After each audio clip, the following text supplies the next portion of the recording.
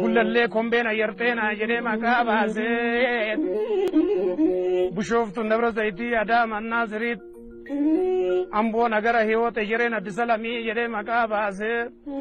Minilikumti maal ta'e akka namaa lafa kiristinnaa kaasee.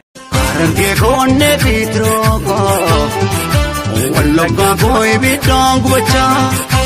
yaa asii koo fayyaan kaabaseetoo yaa jimmaa koo kolfaa koo daawwachaa yaa shawaa koo kolfii fayyaan ta'oo salaalee koo gubachaa tan koo lafaa ajaaloo koo hin boo'innaan jettaame ajaaloo koo maafan boo'u dhiyeessaa. Ajalo koi boy na jechonge itona bosse silas kubachoda